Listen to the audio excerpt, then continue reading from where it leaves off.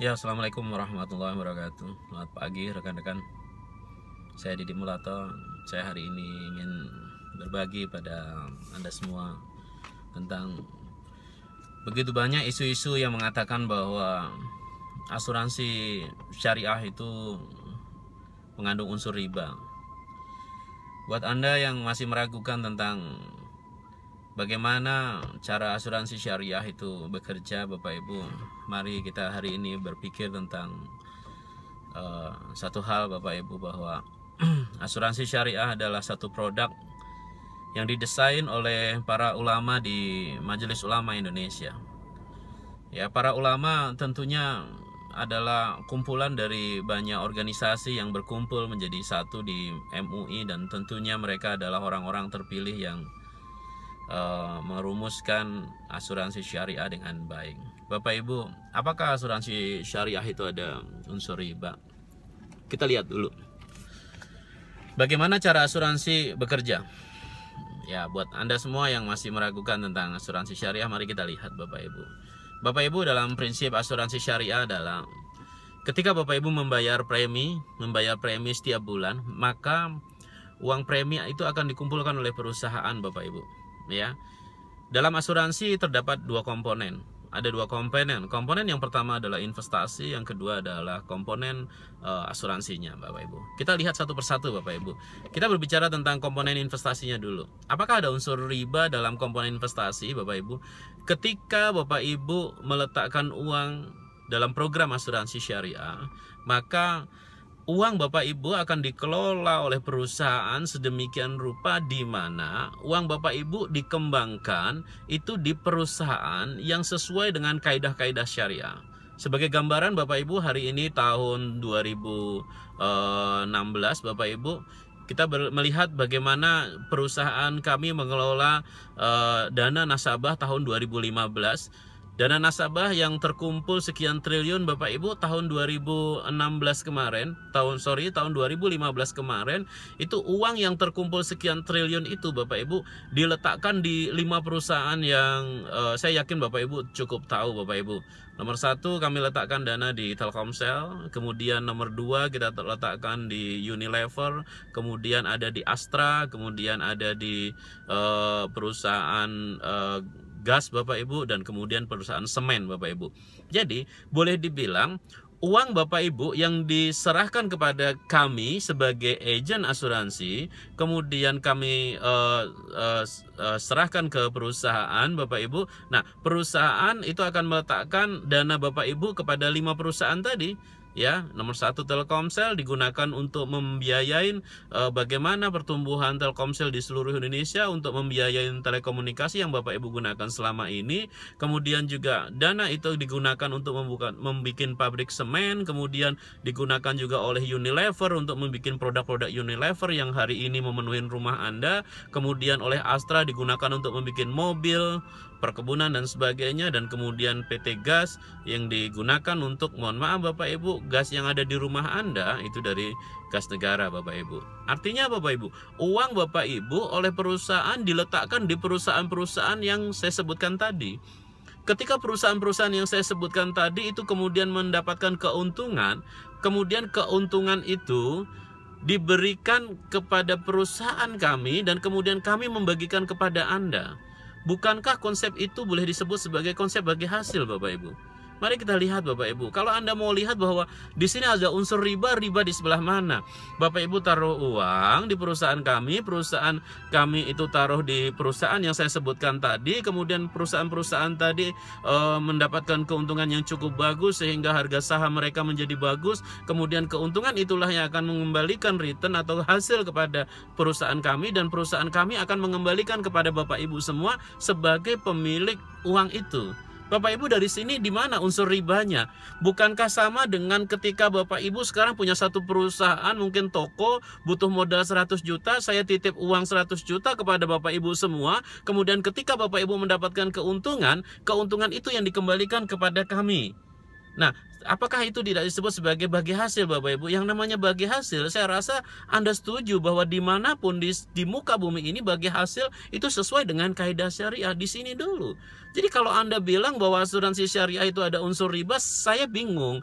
Riba di bagian mana? Mari kita diskusi. Kalau memang masih ada unsur riba di perusahaan kami, silahkan Bapak Ibu bikin surat tertulis unsur ribanya di sebelah mana, dan itu silahkan dilayangkan ke Dewan Syariah atau Majelis Ulama Indonesia atau ke perusahaan kami, supaya mari kita lengkapin. Bapak Ibu, asuransi syariah adalah salah satu solusi untuk membangun ekonomi bangsa, di mana kami bertugas untuk mengajarkan masyarakat untuk disiplin nyisihkan uang setiap bulan.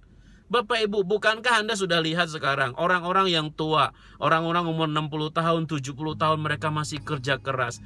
Kenapa itu bisa terjadi? Karena mereka lupa berpikir tentang masa depan. Mereka lupa berpikir bahwa suatu ketika nanti tua. Pada saat tua, Bapak Ibu, Anda tetap butuh hidup. Pada saat tua Anda masih membutuhkan untuk menafkahin keluarga Anda. Pertanyaannya adalah, apakah Anda mau membiarkan masa tua Anda begitu saja? Bapak Ibu, saya sudah sering keluar negeri, dan orang-orang di luar negeri sangat positif terhadap asuransi. Kenapa? Karena mereka tahu bahwa umur itu pasti berjalan. Setiap detik itu, hari-hari itu bertambah, Bapak Ibu.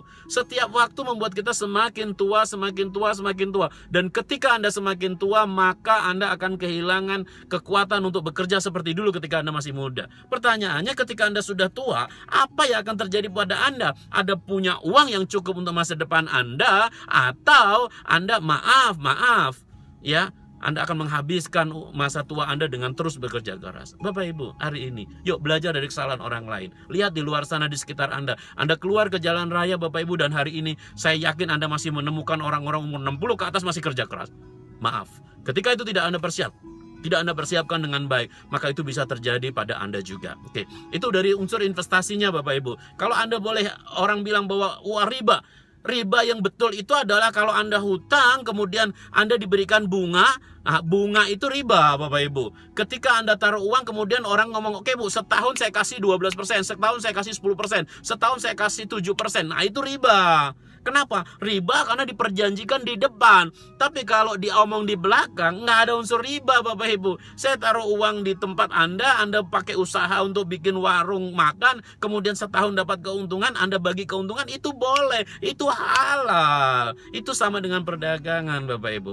Oke, kita berbicara tentang riba. Di sini sudah tidak ada riba. Jelas, Bapak Ibu, confirm. Silakan Anda konsultasikan. Ketika ada seorang ulama, ketika ada seorang tokoh agama yang mengatakan riba tentang asuransi, Bapak Ibu, mari saya undang Bapak Ibu. Siapa ulama Anda? Siapa tokoh Anda? Mari kita duduk bareng, kita diskusi. Jangan hanya ngejas, jangan hanya memvonis, Bapak Ibu. Hari ini para ulama di majelis ulama di sana itu adalah tokoh, orang-orang yang dipilih mewakilin semua organisasi untuk duduk, untuk menetapkan bagaimana program asuransi syariah. Kenapa, Bapak Ibu? Ini bangsa Indonesia harus dibangun, bukan hanya cuma disalahkan doang. Kalau Anda hanya bisa menyalahkan dan tidak punya solusi, apa solusinya? Bapak Ibu ingat, semua PNS di Indonesia itu diasuransikan, semua karyawan di semua perusahaan itu diasuransi. Kalau Anda bilang asuransi riba, sama dengan Anda membilangin orang itu semua PNS itu dosa, Bapak Ibu. Nah, supaya terhindar dari dosa, mari kita betulin. Nah, ketika Anda belum paham tentang bagaimana program asuransi syariah bekerja, mari kita duduk bareng. Bukan saya mau memaksakan kehendak saya. Ingat, kita mau melakukan yang terbaik untuk bangsa dan negara Indonesia, Bapak Ibu. Bapak Ibu, itu dari unsur riba. Bagaimana sistem bagi hasilnya, bagaimana membagi keuntungannya. Kemudian, Bapak Ibu, kita berbicara tentang hal lain. Ya, apakah asuransi masih mengandung gharar, Bapak Ibu? Apa itu gharar, Bapak Ibu? Gharar adalah penyembunyian fakta. Ya, gharar ada penyembunyian fakta. Penyembunyian fakta seperti apa?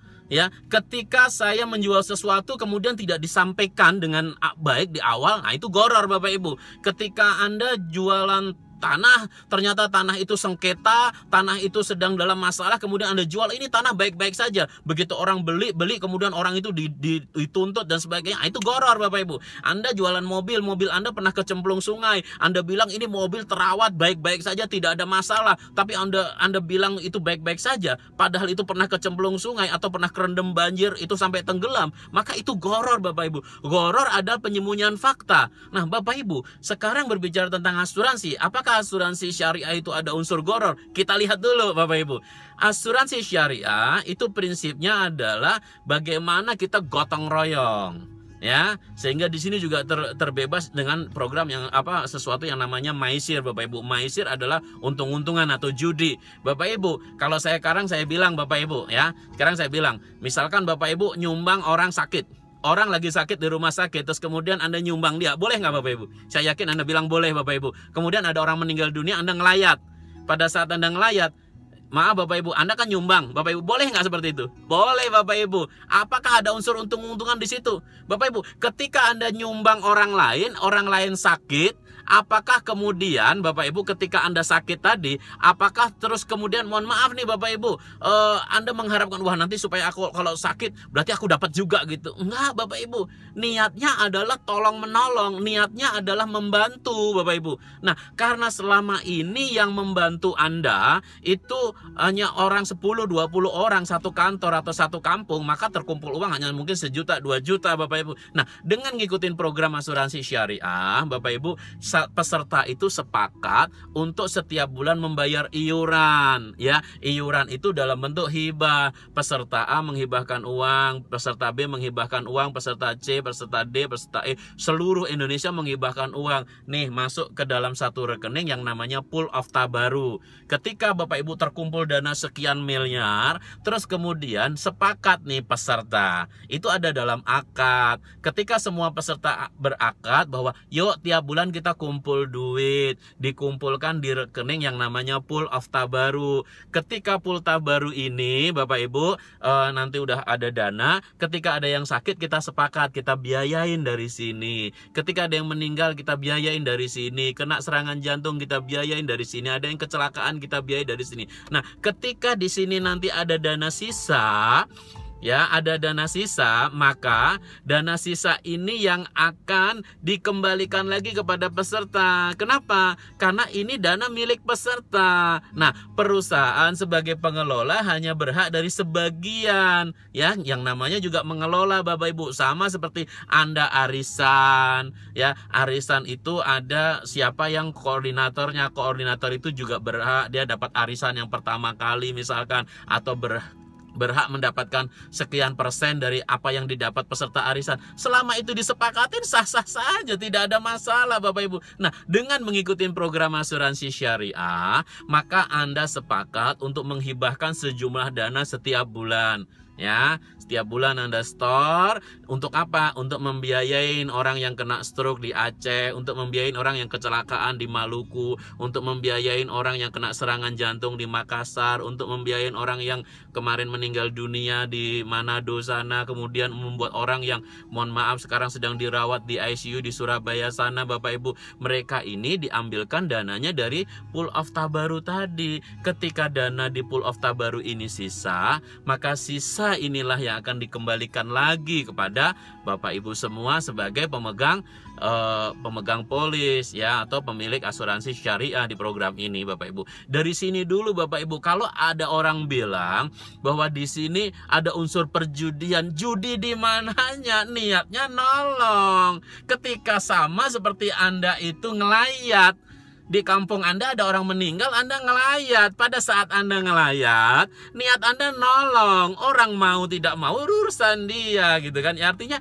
Anda nolong, Anda nyumbang. Kemudian ada yang layak, ada yang meninggal lagi, Anda nyumbang lagi. Ada yang mau lagi, Anda nyumbang lagi. Kemudian ada yang sakit, Anda juga nyumbang. Niatnya nolong, ya. Nah, ketika nanti giliran kita udah terbiasa nyumbang, kalau namanya di kampung Bapak Ibu, kita juga akan balik disumbang. Kebayang nggak Bapak Ibu di kampung? Ya, sama di kampung terjadi Bapak Ibu. Di kampung kalau ada orang meninggal, Anda nggak pernah layat. Ada orang sakit, Anda nggak pernah nengokin. Giliran Anda sakit, giliran Anda meninggal, saya yakin Bapak Ibu, orang juga nggak akan respect sama Anda. Ya, prinsip ini sama. Jadi yang diberikan hanya orang-orang yang membayar iuran saja. Jadi program asuransi syariah, ketika Anda tidak membayar premi, maka Anda juga tidak berhak untuk mendapatkan jaminan-jaminan itu Bapak Ibu. Nah, karena tadi program kampung tadi bagus, ada ada yang sakit ditengokin kan bagus, ada yang meninggal dilayat kan bagus. Cuman selama ini karena programnya hanya satu kampung, maka yang didapat hanya sekian juta. Nah, karena kita mau bikin program nasional, sehingga ketika ada orang sakit bisa dibayarnya puluhan ratusan juta, ada yang meninggal bisa dapat ratusan bahkan miliaran rupiah. Kenapa? Karena yang membayar iuran satu orang Indonesia. Sampai di sini Bapak Ibu dari unsur MyShare. Apakah ada unsur perjudian di sini Bapak Ibu? Mari kita lihat ya. Di situ udah jelas bahwa prinsip asuransi syariah adalah gotong royong. Itu. Kemudian dari goror Bapak Ibu. Kalau ada orang bilang goror Bapak Ibu, goror itu adalah penyembunyian fakta ya. Tadi saya contohkan kalau orang beli mobil, mobilnya pernah kecemplung sungai atau pernah kerendam banjir terus kemudian dibilang baik-baik saja, itu goror Bapak Ibu ya. Tapi kalau di bidang asuransi syariah Bapak Ibu, kami udah nyampaikan di awal Bapak Ibu ya, semua ada akadnya, semua ada ilustrasinya, semua tanda tangan dan dijelaskan. Bapak Ibu, beberapa hal yang perlu Bapak Ibu ketahui. Program asuransi adalah program jangka panjang. Program asuransi adalah program untuk 10 tahun, 15 tahun, 20 tahun yang akan datang. Jangan ngomong ini lama Bapak Ibu. PNS itu bisa pensiun Bapak Ibu, TNI, Polri itu bisa pensiun, karyawan BUMN itu pensiun bisa terima duit. Kenapa Bapak Ibu? Karena waktu kerja ya, waktu kerja dulu uang dia dipotong lebih kurang 10%, gaji dia dipotong lebih kurang 10%. Ditaruh di mana Bapak Ibu? Kalau PNS itu di Taspen. Ya, kemudian sebagian ditaruhkan di BPJS ya. Untuk apa? Untuk menyiapkan masa pensiun. Jadi kalau Bapak Ibu sekarang maaf nih ada saudara kita PNS yang terima pensiun, itu bukan uang pensiun, itu uangnya sendiri. Uangnya sendiri yang ditabung selama masa kerja 30 tahun. Dia kerja 30 tahun, selama 30 tahun itu dipotong 10% ya. Nah, ketika Bapak Ibu juga sekarang kerja swasta, bukan PNS, pengen pensiun, pengen punya masa depan yang bagus, sama lakukan apa yang PNS lakukan. PNS itu setiap bulan gajinya dipotong 10%. Anda sekarang karyawan, punya restoran, punya warung makan, punya toko kelontong, ataupun Anda kerja swasta yang tidak ada program pensiun dari perusahaan Anda, ya mari Anda juga lakukan hal yang sama. Anda disiplin sisihkan 10-15% dari penghasilan Anda tiap bulan. Nanti waktu Anda udah tua 55 tahun atau 60 tahun, Anda bisa nikmatin. Nah, yang namanya program asuransi ini nggak bisa dalam jangka pendek.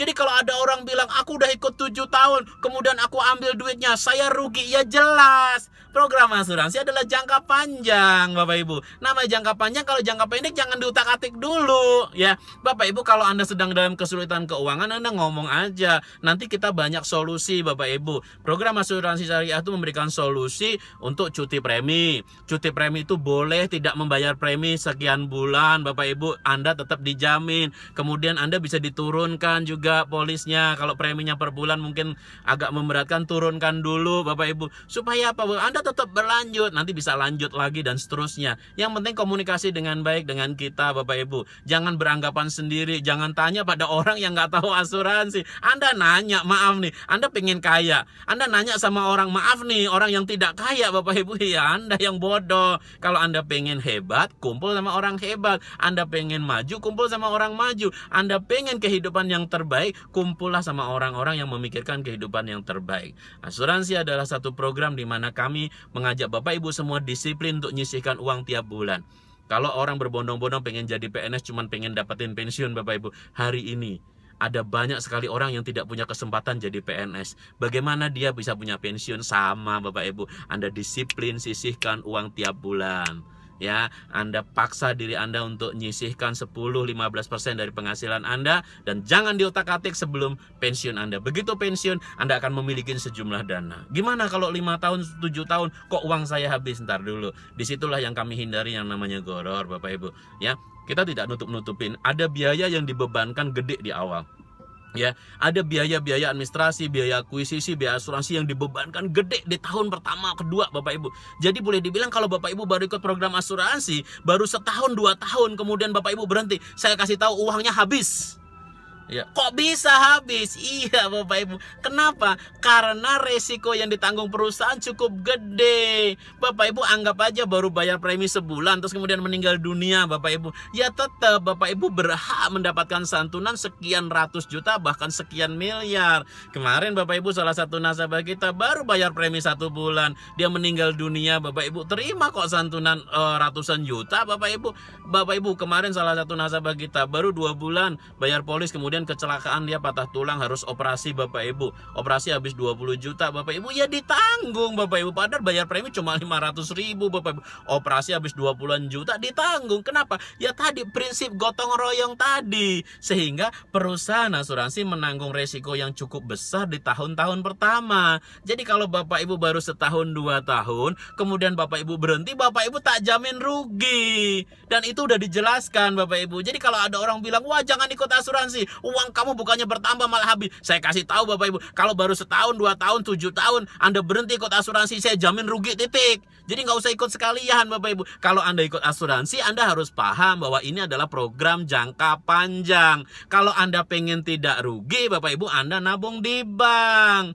Kalau Anda nabung di bank, kemudian baru 1 tahun ternyata Anda meninggal dunia, ya monggo, anak istri Anda harus kerja keras. Anda baru bayar sebulan, kemudian Anda kecelakaan, Anda harus operasi Bapak Ibu, ya monggo Anda tanggung sendiri. Bapak Ibu, bank dan asuransi itu punya cara kerjanya masing-masing. Kalau Anda nabung di bank itu untuk jangka pendek, untuk jangka panjang, untuk sekolah anak Anda, untuk pensiun. Ini kan kebutuhan. Kan Anda bakalan tua. Pada saat tua apa yang ingin Anda lakukan? So, Bapak Ibu, hari ini saya 9 tahun sudah ada di industri asuransi dan saya tahu persis bahwa asuransi sangat bermanfaat. Begitu banyak Bapak Ibu orang-orang yang hari ini mendapatkan manfaat yang luar biasa dari asuransi. Begitu banyak orang-orang yang hari ini merasakan bahwa asuransi begitu membantu kehidupan dia. Bapak Ibu, mungkin Anda anggap asuransi tidak penting karena belum pernah merasakan Bapak Ibu. Saya merasakan Bapak Ibu. Orang tua saya meninggal dunia ketika saya masih dalam kandungan. Saya merasakan Bapak Ibu, ya, ketika orang tua saya sakit Bapak Ibu, ya, dirawat di rumah sakit menghabiskan dana ratusan juta Bapak Ibu. Dan saat itulah saya tahu pentingnya asuransi. Bapak Ibu, mungkin sekarang uang Anda banyak, mungkin sekarang harta Anda banyak, mungkin Anda punya rumah, punya kendaraan yang bagus. Pertanyaannya adalah, apakah Anda tega Bapak Ibu hasil kerja keras Anda, ya, yang selama ini Anda kumpulkan, punya rumah bagus, punya mobil bagus, maaf Bapak Ibu, hanya habis untuk membayar biaya perobatan Anda? Tidakkah Anda ingin meninggalkan warisan yang cukup untuk orang-orang yang Anda kasihin? Bapak Ibu, asuransi membantu Anda untuk mengelola masa depan Anda. Sisihkan 10-15% dari penghasilan Anda. Gunakan itu untuk masa tua Anda. Gunakan untuk pendidikan anak Anda Bapak Ibu. Dan kami akan membantu memberikan jaminan ketika Bapak Ibu harus dirawat di rumah sakit. Bapak Ibu nggak usah khawatir. Ya, kami sudah bekerja dengan ratusan rumah sakit di seluruh Indonesia Bapak Ibu. Kalau orang bilang klaim asuransi susah, Bapak Ibu, susahnya di mana? Bapak Ibu nanti punya kartu asuransi Bapak Ibu. Ketika Bapak Ibu dirawat di rumah sakit, Bapak Ibu tinggal nunjukin kartunya di rumah sakit aja. Jadi semua tagihan langsung ditanggung sama perusahaan kami ke rumah sakit itu. Jadi Bapak Ibu cukup masuk ke rumah sakit itu. Selama kelasnya sesuai Bapak Ibu, kami akan nanggung semua biayanya Bapak Ibu. Kemudian apabila Bapak Ibu terjadi risiko, maaf, kematian adalah sesuatu yang pasti.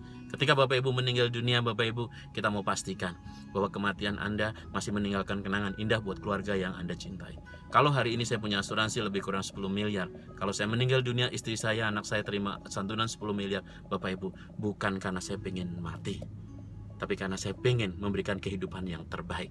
Dan Bapak Ibu, program asuransi tidak hanya berpikir untuk orang yang hidup saja Bapak Ibu. Saya sudah berwakaf Bapak Ibu. Hari ini saya mewakafkan seluruh polis asuransi saya sebesar 2 miliar Bapak Ibu. Ya, kalau ini bermanfaat buat Bapak Ibu semua, saya punya asuransi hari ini tahun 2016 itu 10 miliar. Ya, ketika Bapak Ibu nanti pengen punya asuransi sesuai dengan kebutuhan Bapak Ibu, silahkan.